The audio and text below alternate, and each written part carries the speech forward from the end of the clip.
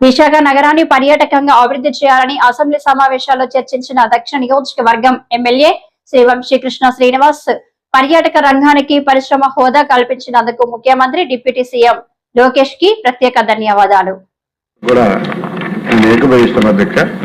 ముఖ్యంగా పర్యాటక రంగాన్ని పరిశ్రమ హోదా కల్పించినందుకు ముఖ్యమంత్రి గారికి డిప్యూటీ సీఎం గారికి లోకేష్ గారికి ప్రత్యేకమైన ధన్యవాదాలు అధ్యక్ష.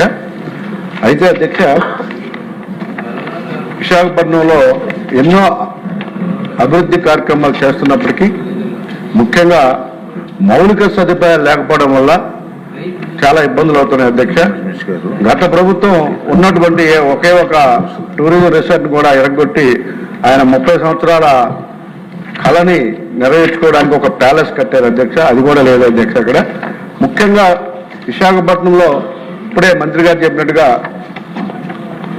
ఎక్కువ పెట్టుబడులు పెట్టే వాళ్ళకి సబ్సిడీతో పాటు దాదాపుగా ఒక 10 వరకు ఒక మెగా ప్రాజెక్ట్ తీసుకొచ్చి ఒక ఓబరాయ్ హోటల్స్ కావచ్చు, మేఫైర్ కావచ్చు, మెగ్లాన్ చాలా సంస్థలు వచ్చి ఆ ప్రాంతం అంతా అభివృద్ధి జరిగి యూత్ అంతా కూడా ఎంప్లాయ్మెంట్ వచ్చే అవకాశం ఉంది అధ్యక్ష.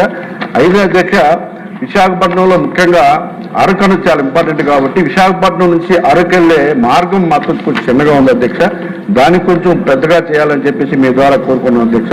ఇంకోటి రెండోది అన్నిటికంటే మేజర్గా ప్రాబ్లం ఉంది అధ్యక్ష. సిఆర్జెడ్ జోన్ అనేది చాలా ఇంపార్టెంట్ అధ్యక్ష.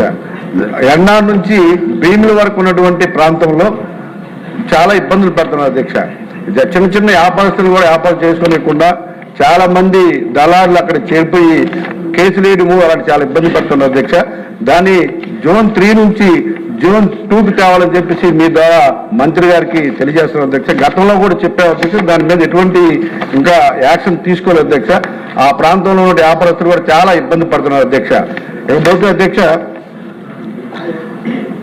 ముఖ్యంగా బీచ్ రోడ్లో ఆధునికంగా అంటే ప్రస్తుతం ఉన్నటువంటి పరిస్థితులకు అనుకూలంగా సదుపాయాలు లేకపోవడం వల్ల అంటే విశాఖపట్నం సిటీ నుంచి భీముల వరకు ఎన్నో అవకాశం ఉన్నప్పటికీ కూడా ఎటువంటి మౌలిక సదుపాయాలు ఎక్కువగా లేకపోవడం వల్ల ఎక్కువ మంది టూరిస్టులు మనకు రావాల్సిన వాళ్ళందరూ కూడా అటు గోవా కావచ్చు, లేకపోతే వియత్నాం, లేకపోతే బ్యాంకాక్ వెళ్ళిపోతున్నారు అధ్యక్ష.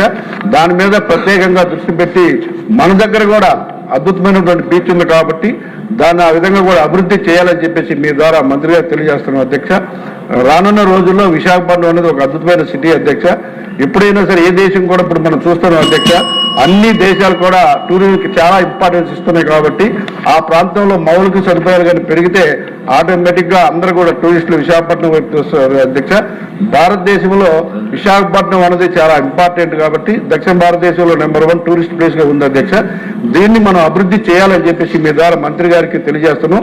మన ఆదాయ వనరులన్నీ కూడా ఇతర దేశాలకు వెళ్ళిపోతా ఉన్నాయి అధ్యక్ష. ఈ మధ్యకాలంలో అందరూ వియత్నాం వెళ్ళిపోతున్నారు కాబట్టి అవన్నీ అరికట్టాలంటే ఇక్కడ కొంచెం టైం కూడా పెంచి కొంచెం అద్భుతంగా ఆ విశాఖపట్నాన్ని అభివృద్ధి చేయాలని టూరిజం పరంగా మీకు తెలియజేస్తున్నాం.